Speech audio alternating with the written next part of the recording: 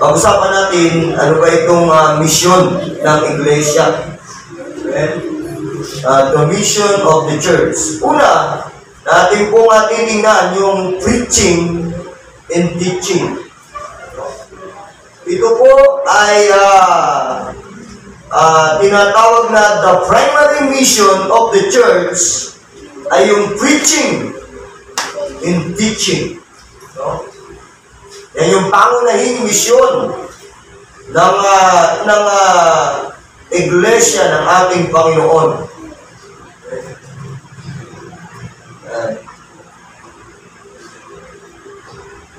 Yung tinatawag na pangangaral ng ito yung tinatawag na the Great Commission, no? Na ibinigay ng ating Panginoon sa mga alagad bago siya umakyat sa langit. Yeah. So, ito po yung preaching and teaching, no? Yan. So binigyan din ni Marcos, no, ang mission na ito na ipangaral ang salita o ebanghelyo ng ating Panginoon. Kaya sa Marcos chapter 16 verse 15 ay mababasa natin o mapapakinggan natin ang ganito. So, Marcos chapter 16 verse 15. Marcos chapter 16 verse 15. At sinabi niya sa kanila, siyakan kayo sa buong sanlibutan at inyong pangaral ng ebanghelyo sa lahat ng tinapan. So, binigyan din ni Marcos sa kanyang pagkakasulat ang primary mission ng church. So, yung humayo, go into all the world and preach the gospel to every creature. So, yun yung mission ng church. Punta lang tayo, lumaki tayo sa simbahan, papasok, lalabas, wala tayong pakialam sa pag-ibanghelyo. No?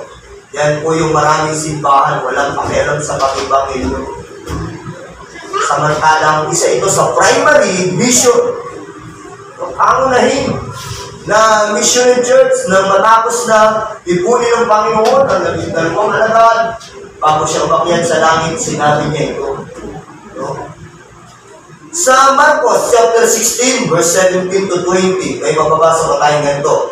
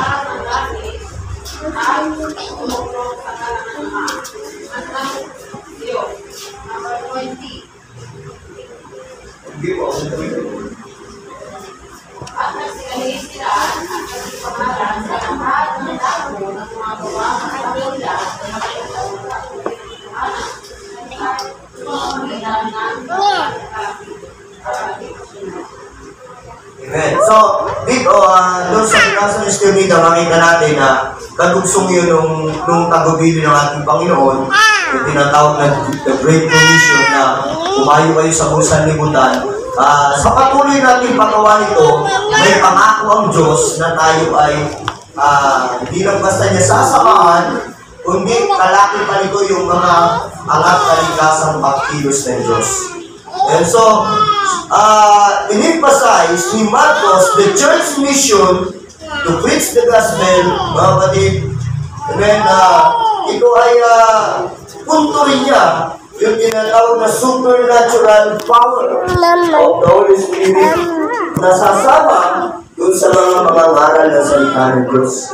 So, kaya yun, pag nangaral tayo, sumusunod tayo sa isang misyon na layunin dapat gawin ng church, amen, ay lalapit sa atin ang kapangyarihan ng banal na Espiritu, ang kapangyarihan galing sa Panginoon.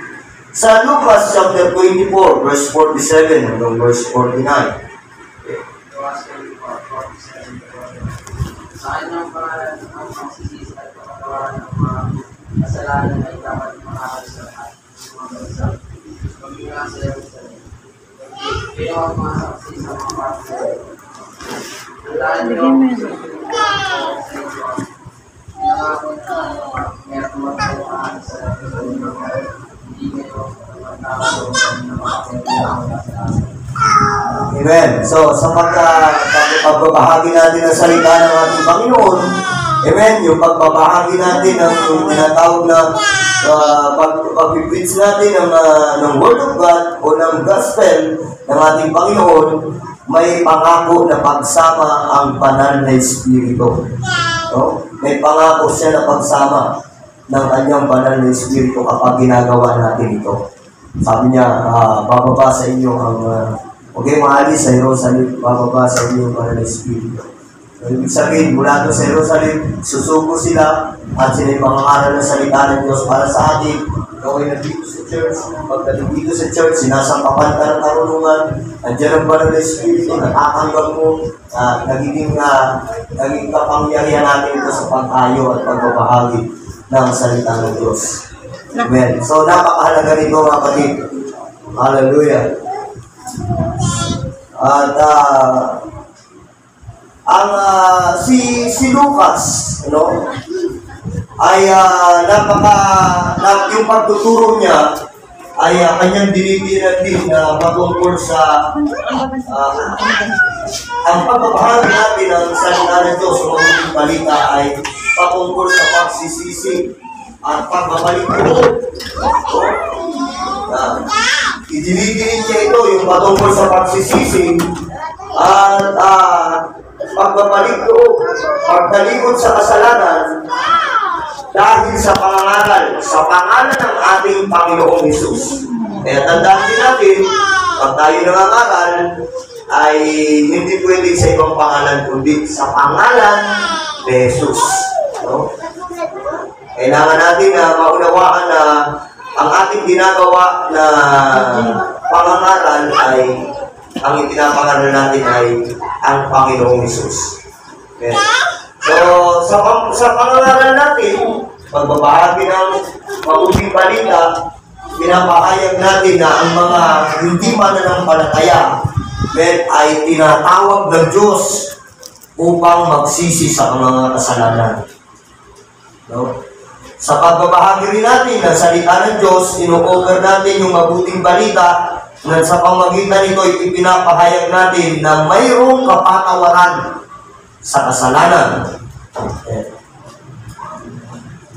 At siyempre, pinapangaral natin sa pangalan ni Jesus, tanging na kay Jesus lamang ang kaligtasan.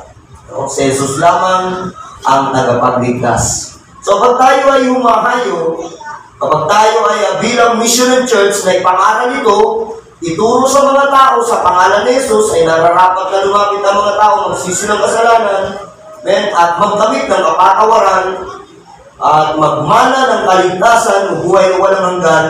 Ito'y patuloy nating ipinapatutuo. No? Ipinapatutuo natin ito. Kaya, ang bawat bahagi ng Iglesia ng Panginoon, ay nararapat na nangangaral at tuturo. Amen. At bahagi nito kung minsan na hindi man natin magawa yung pangangaral na kasi yung iba hindi naman talaga kayang mangarap. Pero hindi pwedeng hindi tayo bahagi ng mission na ito ng church. Kaya nagiging bahagi tayo mga testimony. No? Nakakapagpatutuo tayo. No? Acts chapter 1 verse 8. Ano sabi? Acts chapter 1 verse 8. Tatapat kayo pagkatapos ng kapangyarihan sa Espiritu Manalay at kayo ay tumigil mga saksi sa aking kapwa sa Jerusalem at sa buong Judea at sa Manila at sa pinakalayaan ng lupa. Amen. So magiging saksi tayo. Ibig sabihin, yung pinapatutuo mo, pinapatutukanan mo, pag sinabing, di ba sa korte, pag sinabing, tawagin po natin ang aming pong saksi, pagpupulong saksi, patututukanan niya yung pangyayari. No? So bilang church, tayo mga kapatid ay may misyon na ipatutuo ang kabutihan ng Diyos, ang pagliligtas ng Diyos, then ang plano ng Diyos, ipatutuo natin ito. Then, si Mateo, sa pagkakasulat ni Mateo, patungkol sa The Great Commission, no? So, binibigyan din niya dito yung hindi lang basta preaching. No? Pagdating kay Mateo, dinibigyan ni Mateo yung teaching. No? Kaya nga itong ating unang bahagi, preaching and teaching. So, magkada po yun, tanda natin, bagamat parang magkalapit, pero mayroong pagkakaiba yun. Pag sinabing preaching, ipinapangaral natin ang salita ng Diyos. Pag sinabing teaching, gamit ang salita ng Diyos, hindi lang tayo basta nangangaral, nagtuturo pa tayo. So, ang pangangaral, pinukumpita niyan ang puso o damdamin ng tao, yung pagkatao ng isang tao. Yung teaching naman, tinuturuan siya na makaunawa pa siya ng mga bagay na tungkol sa Diyos. Kaya si Apostol Mateo ay in-emphasize niya yung teaching. Isa ito sa mission of the church. No? Kaya sa Mateo chapter 28, verse 18 to 20, ito yung ating mababasa. Sabi ko, Matthew chapter 28, verse 18 to 20. Matthew chapter 28, verse 18. Binigay na sa akin, sinabi na Jesus sa kanyang mga alagad, binigay na sa akin ang kapangyarihan sa langit at sa lupa. Verse 19, kaya umayo kayo at gawin ninyo ang mga alagad ko ang lahat ng bansa. Pagkismuhan ninyo sila sa ngalan ng Ama, ng Anak, at ng Espiritu Santo. Verse 20, turuan niyo sila ang sumunod sa mga utos na pinag-uutos ko sa inyo at ako'y kasama ninyo hanggang sa katapos-tapusan sa libutan. Kaya sabi ron, kaya tumayo kayo, no? At gawin niyo alagad ko, hindi lang basta mangaral. Kundi, gawin alagad, pag sinabing na to make disciples, magtuturo ka kung paano kami ng mga Panginoon, magtuturo ka rin sa mga tao kung paano sila susunod sa Panginoon. Kaya sabi ron, kaya tumayo kayo at gawin niyo alagad ko ang lahat ng mga bansa. Bautismuhan ninyo sila sa ngalan ng Ama at ng Anak at ng Espiritu Santo at turuang sumunod sa lahat ng ipinag-utos ko sa inyo. Tandaan niyo, ako'y laging kasama niyo hanggang sa katapusan ng sanlibutan. Turuang sumunod. Ituro ninyo sa kanya sa King James Version. Ano sabi sa King James Version? Pakibasa nga yung verse 20 sa King James ni Rodrigo. Verse 20. Ay turo niyo sa kanila na kanilang ganapin ang lahat ng mga bagay na inuutos sa inyo. At narito ako yung mga na inyong palagi hanggang sa katapusan. Na ituro niyo sa kanila. So, ibig sabihin, hindi ka lang sa mga ngaral, nagtuturo pa tayo. Ang church ay may misyon na magturo. Kung paano tayo natutong sumunod sa Panginoon, ituturo din natin yan sa mga tao. No? Kaya mission niya ng church ang magturo. Kaya ito yung tinatawag na dual ministry of the church, preaching and teaching. No?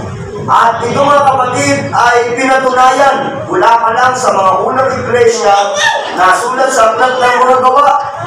No? Mahalaga para sa kanila yung katuruan, yung pagtuturo. Sa Acts chapter 5 verse 42, sabi mo, Gawa chapter 5 verse 42, Araw-araw sa templo at sa mga bahay ay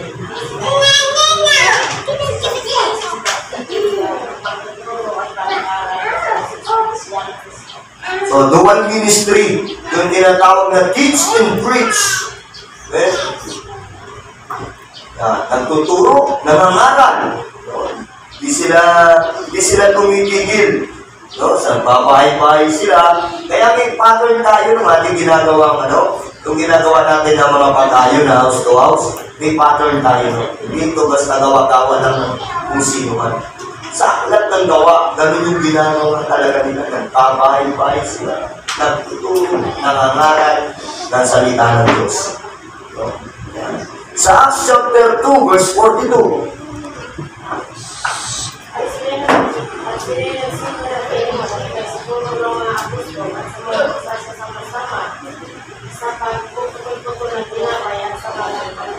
sa mga turo ng mga apostol. Amen. So, nagsisipanatili sila doon. Ang mahalaga para sa church, yung teaching. Napakahalaga ng teaching. When Acts chapter 11, verse 26, sabi, 11:26. Gawa sa chapter 11:26 at ng kanyang katagpuan ay isinama sa Antioquia, isang taong sikat, Isang taon. isang taong sikat, Isang taon. isang taong singkat silang napilit roong kasama ng iglesia at nagturo sa maraming tao at doon sa Antioquia, unang tinawag na Kristiyano ang mga alagad. So, nung matagpuan ni Pablo si Bernabe, sabi ron, sila ay isang taong singkat na nagtuturo.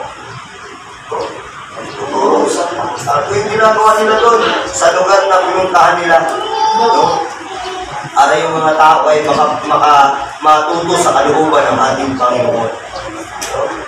So, mga kapatid, tandaan natin na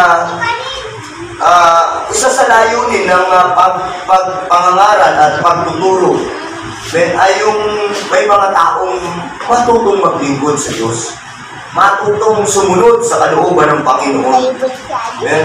Kaya yun ay nakapaloob yan sa sinasabi na sa Matthew 28 verse 19, go and teach all nations. Ilang basta mangaral, magturo. Amen? Kaya, bakit ginagawa natin magturo? Para makahigaya tayo ng mga tao na maglilingkod rin sa Diyos. Kaya missionary church. Amen? Sa 1 Corinthians chapter 3 verse 1 and 2, napakalaga ng pagtuturo para yung mga tao lumago sa paglilingkod sa Diyos. Tumibay sila, matuto sila. Pakibasa nga po. Amen? 1 Corinthians. 1 Corinthians chapter 3 verse 1, at ako mga kapatid ay hindi nakapagsalita sa inyo tulad sa mga nasa espiritu, hindi tulad sa mga nasa laman, tulad sa mga sanggol kay Kristo. Verse 2, inandili ko kayo ng gata sa pipinang lamang sakit, sapagkat kayo'y wala pang kaya noon. Wala na ngayon paman ay wala kayong kaya. Kaya tayo nagtuturo, amen, para tumibay, matuto. No, yung mga tao sa kalooban ng ating Panginoon. Preaching is the recruiting and motivating ministry of the church. Amen. Teaching is the maturing ministry. Para mag-mature yung mga tinuturuan, lumago, tumibay.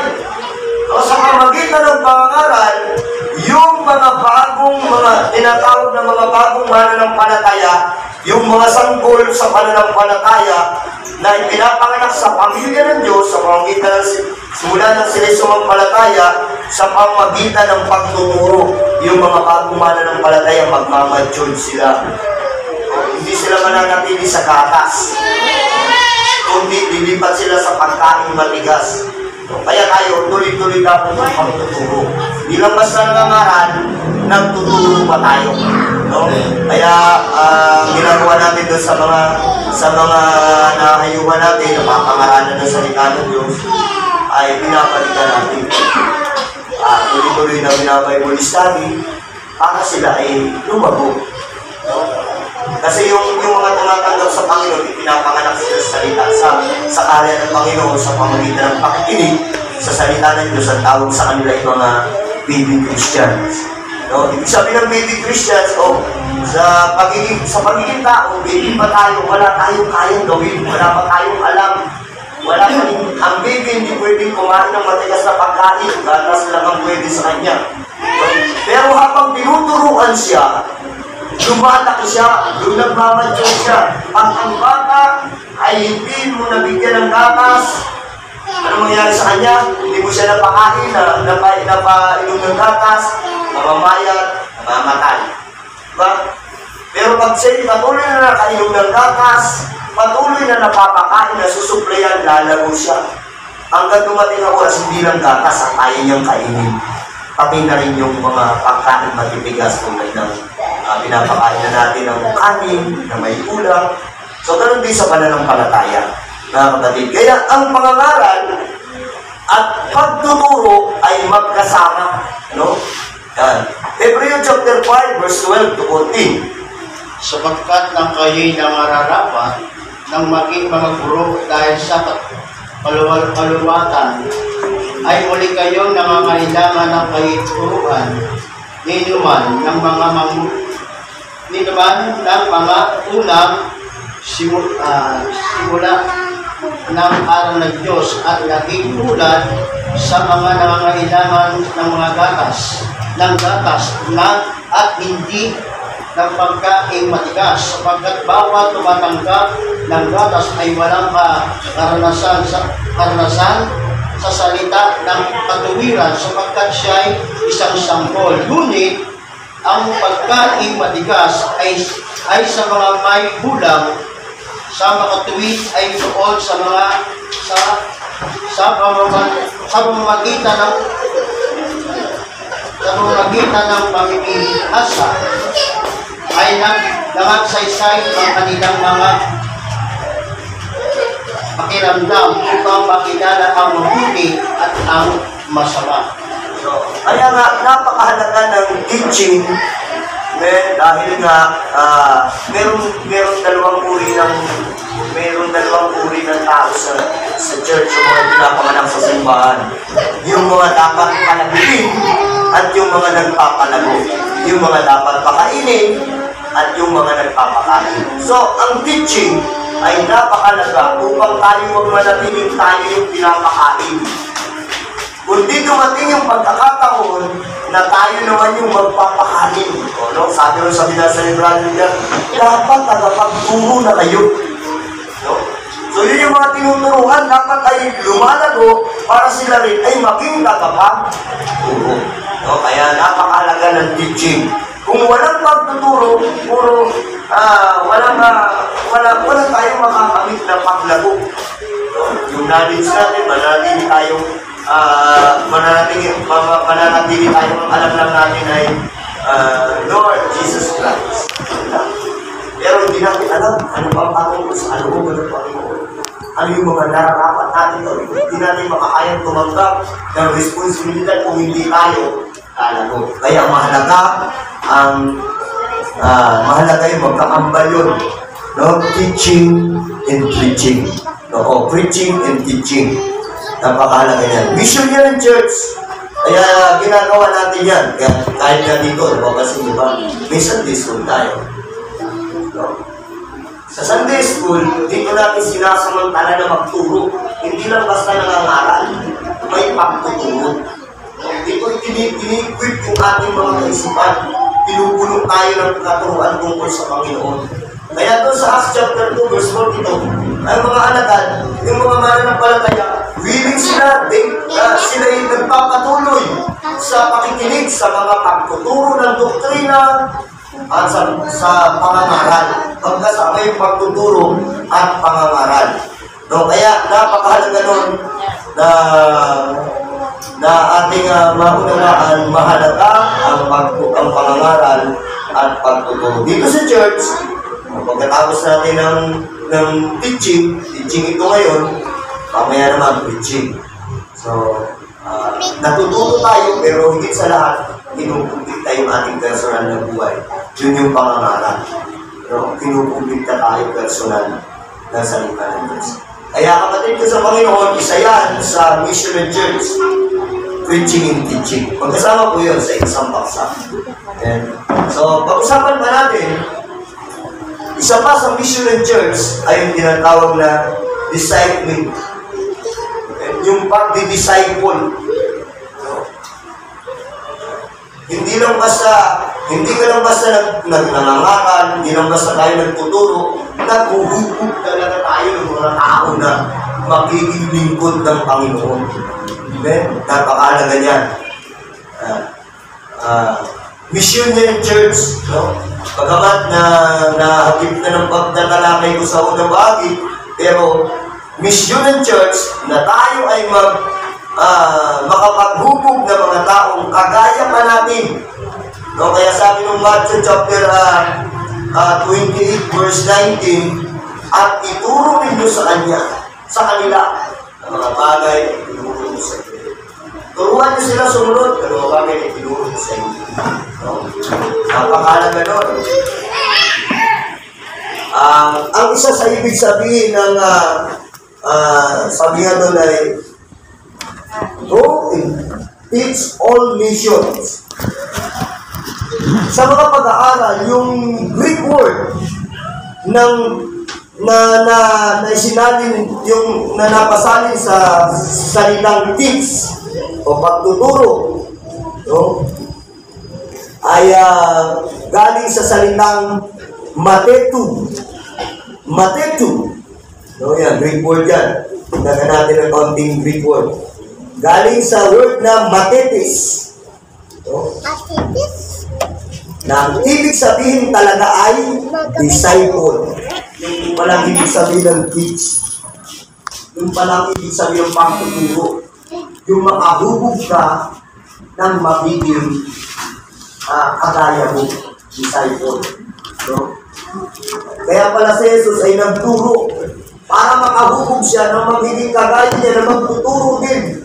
At yung mga alagad ay nagturo din na nagturo. Kaya hanggang sa ngayon, naabot tayo ng salita ng Diyos, natuturin tayo maglingkod at sumunod sa ating Panginoon. Kaya, Missionary Church, hindi lang basta mangaral, magturo, kundi makahubog talaga ng mga tao na magtatalaga rin ang buhay sa Diyos. No? Disciple talaga, alagad talaga ng Panginoon. No? Hindi lang basta attender, hindi lang basta church goer, yung pupunta sa church, pupunta o uwi, hindi lang basta ganun. Ang layunin talaga ay maging alagad ng Panginoon. Mas malalim na pagkakilala sa Diyos. So, yan ang Missionary Church. Yan. Hallelujah. Sa 1 Thessalonians chapter 1 verse 5 hanggang 7. First Thessalonians chapter 1 verse 5 to 7. Ang mabuting balita na namin pinaniniwala at pinahayag namin sa inyo, hindi sa salita lamang. Ito'y may kapagyarihan at makayaman sa inyo sa Diyos. Nakita ninyo kung paano kami namuhay sa inyong sino. Ito'y ginawa namin para sa inyong kabutihan. Sinularan ninyo kami mga kapag-iwan sa Panginoon. Inanggat ninyo ang mabutihan dahil sa inyong sa inyong matangkot. Ngayon man, tagay pa rin ninyo ang kagalabit sa loob ng Espiritu Santo. 7. Kaya nalimuwanan kayo ng mga kapatid na masigaw at nakain. Amen. So, doon sa talata yun na binasa ni Sister Sherilyn, ipinapahayag dito mga kapatid na hindi lang tayo basta nangangaral, kundi ipinapakita pa natin yung mabuting halimbawa. No? Sabi, hindi kami basta nagsalita lang sa inyo, kundi pinakita namin sa inyo. No? So, mayroong tinatawag na ang pagdi-disciple, pag-alagad, ay pagpapakita ng halimbawa. No? Ipinamumuhay natin talaga kung ano yung ipinapangaral natin. No? Ipinamumuhay, ipinapakita natin yung mabuting halimbawa na dahil dito, nakapaghahatid dito ng kalakasan sa iba, nakakapaghubog tayo ng mga tao, nakaka-encourage tayo ng mga tao na maging kagaya rin natin na naglilingkod sa Diyos. Amen. So lumalabog din sila kasama natin, nakakaranas din ng mapuspos ng banal na Espiritu, dahil nag-aalagad tayo. No? Gumagawa tayo ng pag-aalagad. Kaya yan ay, ang isa sa mission ng church ay hindi ka lang basta sumimpa, hindi ka lang basta nadalo, kundi tayo ay naguhubog ng magiging kagaya pa natin na magbibigay sa Diyos. Ituro ninyo sa kanila ang mga bagay na tinuro ko sa inyo. Kaya yung ating mga natututunan, itinuturo din natin sa iba. Papakita tayo ng halimbawa, parang mayroon din mga tao maging kagaya natin kung paano tayo nagpapahalaga sa salita ng ating Panginoon sa kalooban ng Diyos. So, this pag-disciple, napakahalaga nun. So, nakadalawa na tayo. Dagdagan pa natin ang isa. Kaya pa naman. Dagdagan pa natin ang isa. Okay. Ano pa ang mission ng church? Okay. Bukod sa mangangaral ka, mga pangangaral, pagtuturo, paghuhubog ng mga tao na maging kagaya rin natin. Amen. Isa sa gawain ng church, mission ng church, ay yung tinatawag na fellowship. Fellowship. Ibig sabihin, pagpapatuloy na pagsasama-sama. No? Mission niya ng church. No? Napakahalaga nun. Sa pakibasa mo mas din uli yung Acts chapter 2, verse 42. Ang sige mo sa pagtuloy ko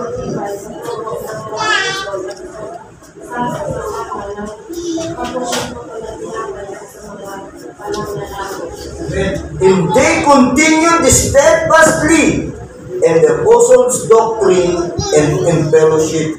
Yung sabi nun, huwag natin kalimutan, a mission of the church is to sustain a fellowship, yung pagsasama-sama ng mga believers. Isa yan sa mission ng church, yung patuloy nating suportahan, yung pagsasama-sama ng mga mananampalataya. Ang mga naunang iglesia, sabi nga ng kalakip yan yung pinakang ibig sabihin niyang Acts chapter 2 verse 42, yung early church was rich in fellowship. Talagang mahal nila yun. Mayaman sila sa pagsasama-sama. Mahalaga sa kanila yung pagsasama-sama. Amen? Fellowship yun. No?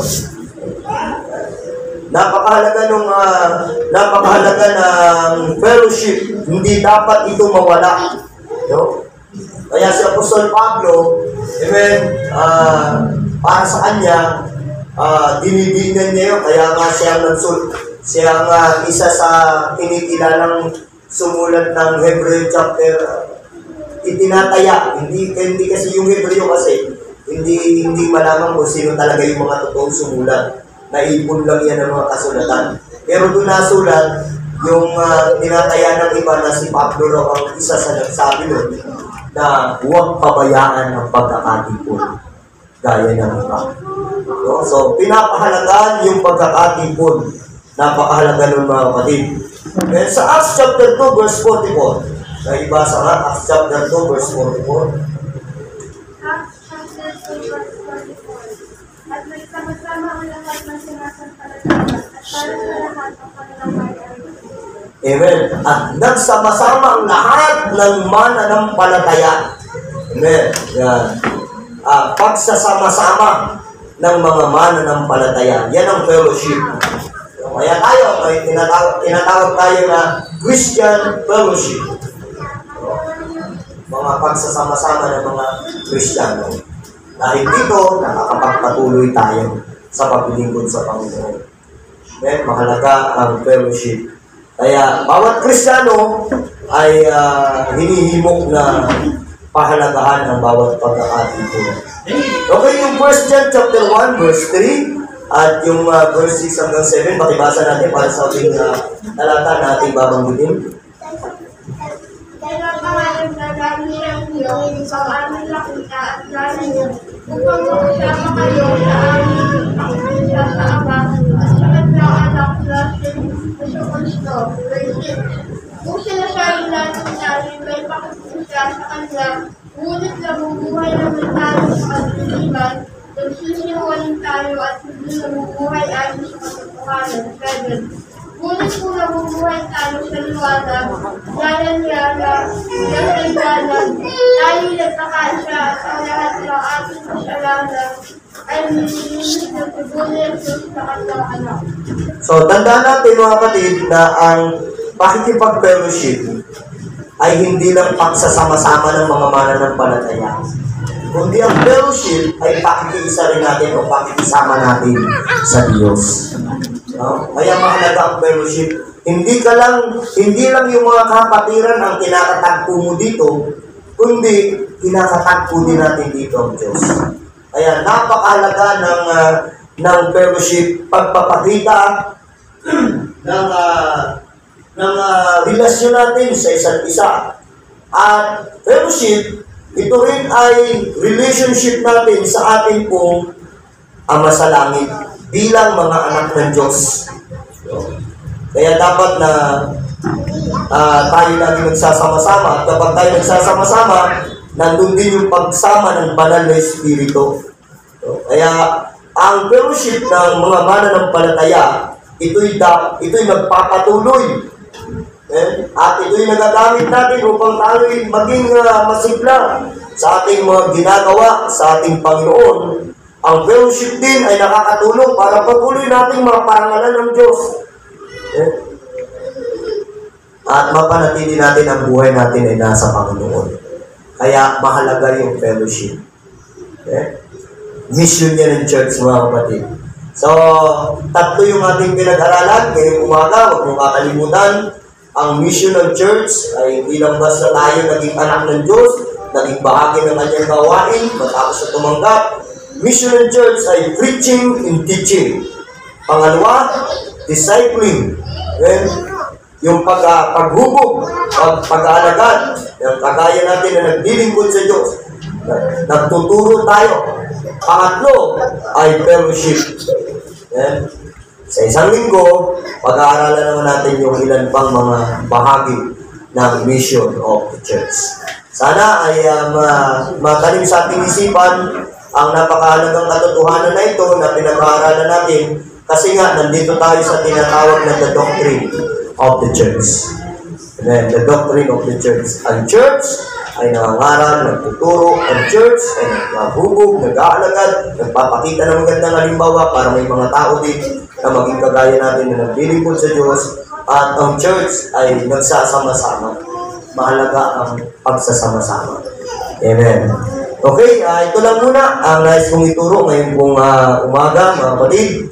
Hallelujah, nawa ay nakuha natin tatlong mission ng church at sa isang linggo ay dadagdagan pa natin ito. Amen. Okay, tanong. Baka may gusto magtanong. Okay, Sister Annabelle, ano po ang tanong niyo?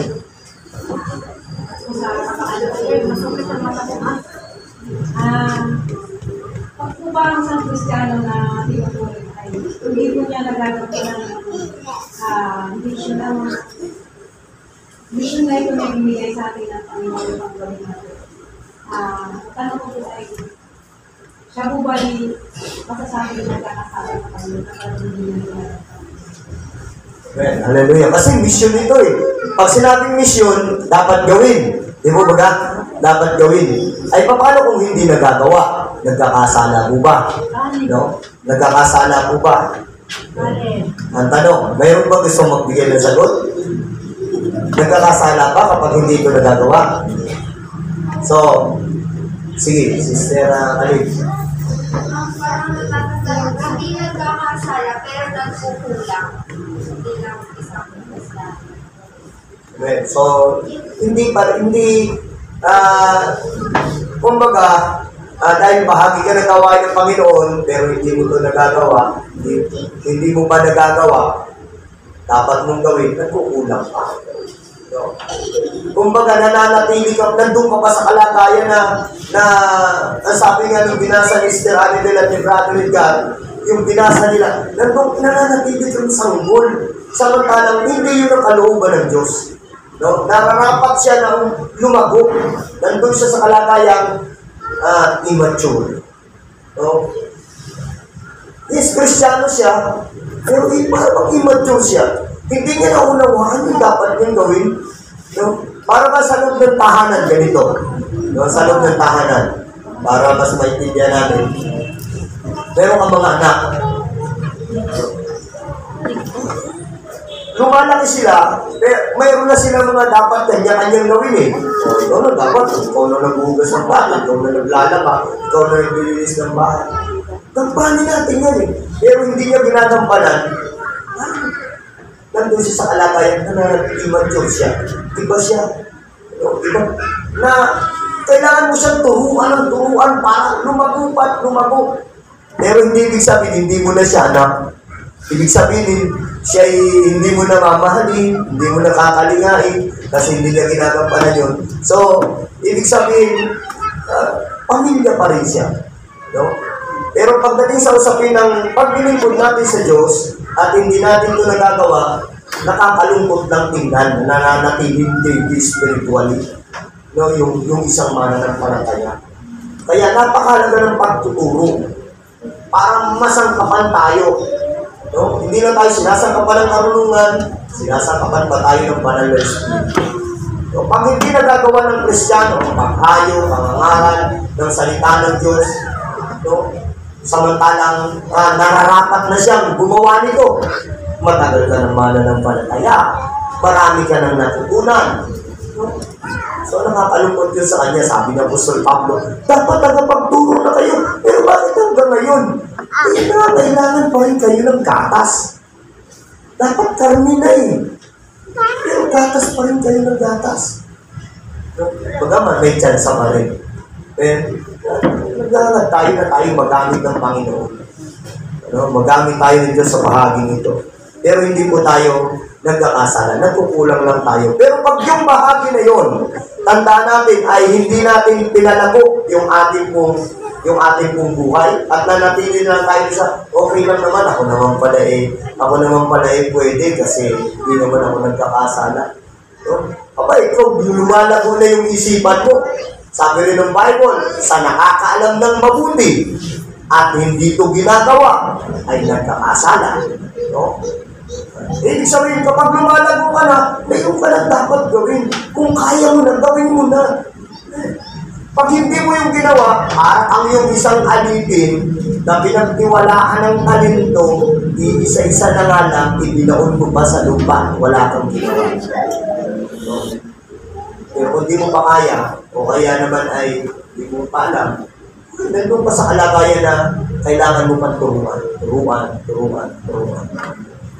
Pero kung marunong ka na, alam mo lang yung gagawin, hindi na yan pagkukulang. Baka yan yung sinasabi ng Panginoon sa pagbabalik niya. Ikaw na tamad, na alipin. Alam mo pala, na ako'y gumagapas sa hindi ko'y nasinan. Pero yung binigay ko sa iyo, dapat ilagay mo sa bangko para tumubo. Magagalit ang Panginoon. So sa mga lumalagong Kristiyano, ayaw natin na tayo galitan ng Diyos pagdating ng panahon. So ayaw natin yun. Kaya doon tayo sa paklago. So ano yung pwede mong magawa? Gawin mo. Yan ang, kaya nga tinuturuan tayo ng hamon. Hinahamon tayo ng hinahamon. No? More on sa preaching. No? Sa preaching, yung ating personal na buhay, ginukumpit Kasi ikaw naman ang nakakaalam ng sarili mo kung ano yung pwede mong magawa. Alam mo kung ano yung kaya mo ba magawa. So, kaya hinahamon tayo ng preaching para tayo ay makapagturo din sa ito. Okay? So, napakalaga po mga kapatid na huwag tayong manatili doon. Oo, di tayo nagkakasala na hindi natin magawa ang bagay na ito. Di tayo nagkakasala kung hindi natin kaya. Pero kung kaya pa natin, kung kaya naman natin, tapos hindi natin ginagawa, kapabayaan yun. Hindi na yung kakulangan, kapabayaan yung tawag doon. No? So, alam natin yan sa ating mga sarili. Kaya, ang mabuti pang bagay, may pagkakataon tayo para humingi sa Diyos. Lord, tulungan mo ako. Ano yung pwede kong magawa? Tulungan mo ako. Okay? Dahil ang totoo, di naman tayo pare-pares na kakayanan na kayang gawin. Pero may kanya-kanya tayong kayang gawin. Kaya huwag natin kalimutan yan. So, huwag tayong manatili doon sa nagkukulang, pagkukulang. Huwag tayong, kasi pag natili tayo sa pagkukulang, lagi na lang pagkukulang ito, pagkukulang. Hindi mo mapansin, kapabayaan na pala yun. So, doon yun uuwi. Baka dumating ng oras, makagalitan tayo ng Diyos. Siyempre, ikaw at ang Diyos ang magkakilalang lubos eh. No? Siya sa atin ka ng Diyos ay pinagtiwala niya sa'yo. Mas maganda sabihin sa atin ng Panginoon, well done. No? Well done. Magaling, mabuti, tapat, mahalipin. Pumasok ka sa aking kagalakan. Ikaw na may 5, nagtubo ng 5. Ikaw na may 2, nagtubo ng 2. Magaling, tapat, mahalipin. Pumasok ka sa kagalakan ng iyong Panginoon. Mas masarap papakinggan yan. Isa rin sa mapakinggan nun, ikaw na tamad, na alipin. Galing ng Diyos yun. Kaya tayo, patuloy na tinutulungan. So kung may pagkukulang tayo, maganda na makagawa. Pag nais, humingi ng tulong sa Panginoon. At alam mo yan kung anong pwede mo magawa. Alam mo yung kaya mo. Minsan nga, naghahangat pa tayo higit sa ating kaya. Naghahangat pa tayo. Halimbawa, kaya mo namang mag-testimony. Pero ang ginawa mo na lang ay nag-cellphone ka na lang. Pero kaya mo. Kaya mo sana. Pero nandun ka na sa bahay, patulog-tulog ka na lang. Panood-load ka na lang ng TV. O kaya ibang ginawa mo, pinabayaan mo yung pwede mo magawa. Ay pagsusulit natin yan sa Diyos. Okay, boss, Teranibet? Sige po. Nais ko lang matalakay kung ano po ang mga bagay na dapat natin gawin upang maging mas mabilis ang ating pagkakas. Nais ko po magkabahag ang bawat isa at magbili ng ating gawin. Ano ang dapat Natin gawin para mas madali ang ating pagkakas. ang paglago? Para hindi paglago po natin sa Personal po ba or church? church po. Church. Paglago ng church. Paglago po. Ano ang pwede natin gawin? So, opinion. Opinion po ng bawat isa. Sige. Sino po ang gusto magbigay ng opinion? Pag sinabing opinion ay pwede lahat. Sige. Sister Flo, kasunod Sister Sherilyn. Ay, hindi ko. Okay, sige. Sister Flo. Una prayer. Yeah. Praise God. Kung wala ka naman sakit, huwag mo pabayaan ko. Amen. Para nakakatinig ka sa galaw. Okay. Prayer. Malaki ang nagagawa ng panalangin. Siyempre, alam natin yan. Amen. Pero ipinaloob niya yung lalo't wala ka namang sakit. Amen. Naintindihan ko na may punto yun. Huwag ka naman puro prayer. Meron pa naman magagawa. Tapos, hindi mo ginagawa. Puro walang prayer.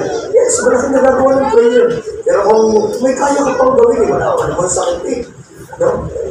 Makibahagi pa rin. Makibahagi. Paglago ng church. Okay, Sister Josie?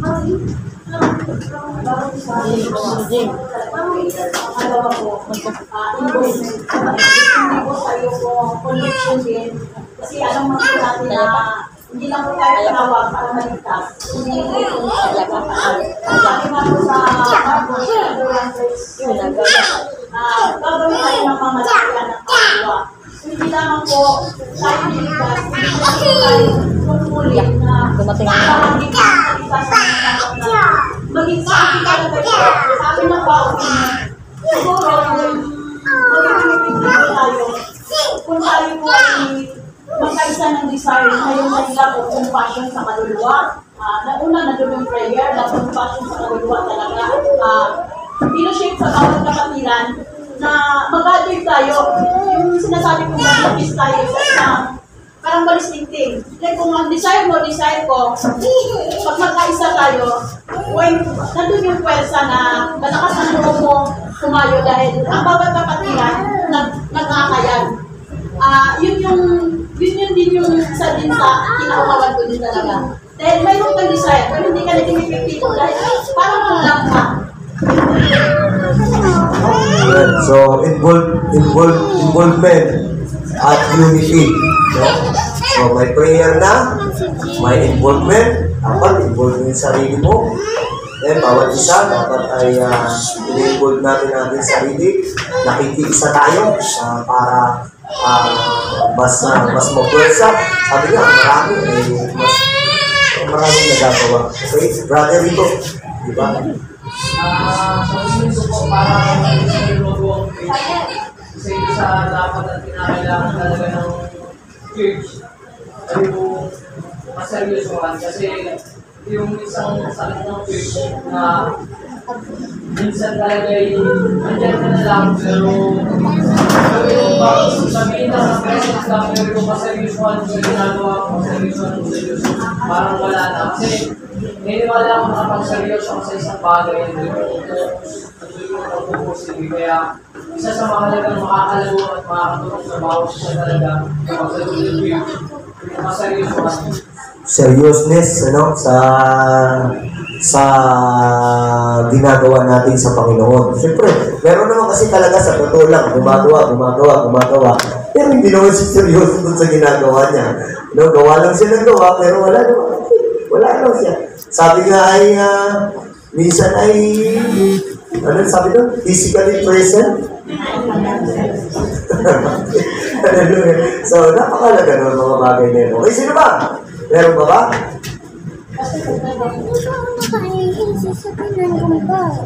Okay, sige mo. Hindi po, mataas po na experience ko po sa may tao pa pala eh. wala ko dito sa pinigil ko. Nakita ko lumago sila dahil yung mga mananampalataya ko, nagkaroon po ng bawat kategory. Bawa po, mga mamulamin ng mga pagkabaihan. Mayroon po silang grupo na sila nagkaisa tungkol sa pangayos, anong mga gagawin, sa mga sa church, anong mga dapat yung kanin. Andun yung nagkakausap at nagkatutulungan na hindi na po pinapasan ng pastor yung mga tungkulin na dapat andun yung parang mga interview po na tumatayo din po at yung mga tatay din po, yung mga kabataang babae lalaki. Bukod po at nakita ko po na sa kanilang ginagawa ngayon, lumala po. Dahil ang kapag kabataan na aabotin, kapag kabataan din ang aabot.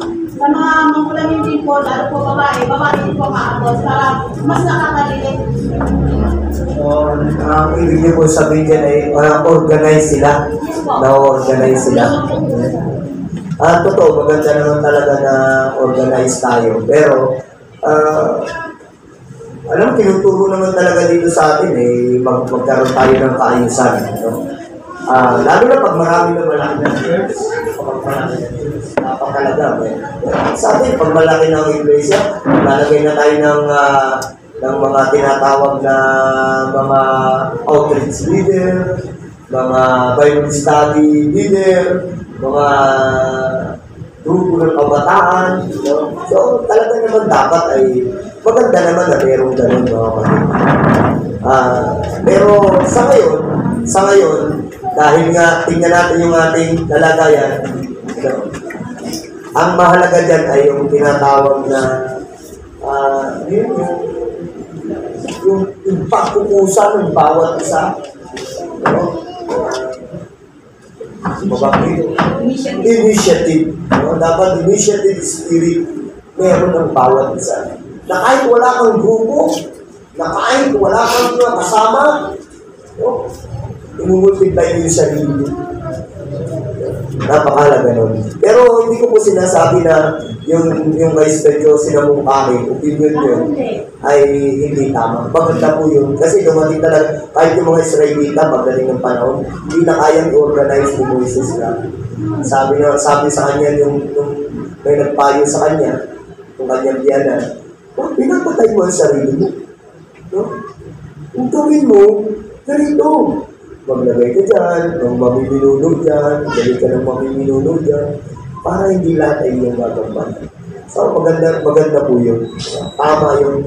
Kaya, maganda rin na mayroon kayong tinatawag na magkaka-audyuman kayo, bawat isa na sasama-sama sa paghayo. No? Malaking pwersa talaga yun. Nakakatulong talaga yun. Kaya dyan, meron Siguro lahat masabi na eh. Yung lalagay ko na lang po ay pagbibigay. Napakala ng po. Pag-ibig. Mamaya, hindi na ako magkahamon ha. Alam nyo na yan ha. Okay, sige. Tuloy mo, brother dyan. Maganda yan. So, mahalaga po yung pagbibigay. Kasi sabi ng Bible sa Hebreo, ang lingkod ng Diyos ay umaasa sa pananampalataya. So, kailangan po natin papayaan at pagbibigay pag-ibig sa baba. So, yun lang po. Siyempre, hindi. Mamaya, ginagampahan ka natin lahat. Tapos pagdating naman sa pagbibigay, hindi natin nalubos na napapahalagaan yung pagbibigay. Ano? Hallelujah. So, ang ganda nung sinabi ko natin hindi ko inaasahan na isasalim mo yun sa usapan. No, pero hindi maganda. Tama. Ano? Kasi tama yun eh. Paano tayo lalado kung hindi tayo pulso-pulso pagbibigay? Tayo lalado, pangangailangan. Yung pastor ay, gusto ko sa ibang church, gusto ko sabihin, yung pastor may payat. Walang makain. Paano yan? Yung pastor mo, mangangaral, magtuturo, maayo, hindi makahayo. Ang sapatos, hindi makapagsalita, wala palang toothpaste. Kung mangangaral yung pastor mo, di makainig, walang toothpaste. Maganda yung sinabi ni Brother Jan. So mga kapatid, totoo ay nakapunta tayo dun sa tanong ni Sir Ryan. Paano lalago? Kasi nga, ang nais naman talaga ng Panginoon ay, sabi nga, tumayo kayo, pag-aralin nyo sa kung saan libutan, salita Diyos, turuan nyo silang gumawa ng turuan nyo silang sumunod sa mga bagay na tinuro sa inyo. Anong layunin? Upang maka-encourage tayo ng mga tao na magiging kagaya natin na naglilingkod sa Diyos. Maganda po yung inyong mga opinion, pero ito ang aking conclusion. Kung may opinion, may conclusion. And then, ipag-pray natin na ang mga kaloob na yan, mga kampanya na yan, ay ating talagang mahambangan. Dahil ang totoo, may iba't iba po tayong sitwasyon, kalalagayan, gawin lang natin kung ano yung ating pumayambag, ano yung kaya mo. No? Ano yung kaya mo? Kasi, kapag titingnan natin yung mga opinion na yan, pag hinanap natin ang hinanap sa bawat isa yan, na hindi naman pala nila kaya, base sa kanilang kalalagayan sa buhay, hindi nila kayang gampanan yan. Baka isipin natin, hindi siya nakikita. Hindi siya nakikita. Kami lang ang gumagawa. Sila hindi. No. Hindi dapat maging gano'n. Ang ating po naisabihin ay, bawat isa sa atin, humingi tayo sa Diyos ng kakayanan na, tulungan mo ako. Magampanan ko ano pa yung pwede kong magawa. Ano po yung pwede ko pang magawa? No? Para hindi tayo pinipwersa, kundi masaya tayo na ginagawa ang mga bahagi ng ating pong pagiging Kristiyano. Amen? Hallelujah. So, kahit na tayo tumayo dahil 11:45 na. Amen? Hallelujah. Praise God. Para makanatin at purihin ang ating Panginoon. Hallelujah. Praise the Lord of Jesus Christ. Hallelujah. Aming Diyos sa langit, maraming po salamat ngayon pong umaga na kami po ay nakapag-aral ng ilang mga katotohanan na nararapat po namin gampanan bilang kami po ay bahagi ng iyo pong iglesia, Panginoon. Tulungan mo kami sa mga bahagi nito, Panginoon, sa marami mong pamamaraan kami ay iyong gabayan, Panginoon. Bless mo po, matalim ito sa aming isipan, hindi lang knowledge, kundi ito'y mahbangan namin, Panginoon. Lord, pagpalain mo rin kami sa kasunod na bahagi, Panginoon, ng aming pong pagkakatipon ngayong umaga sa aming praise and worship para sa iyo. Samahan mo kami. Salamat po sa pangalan ni Jesus.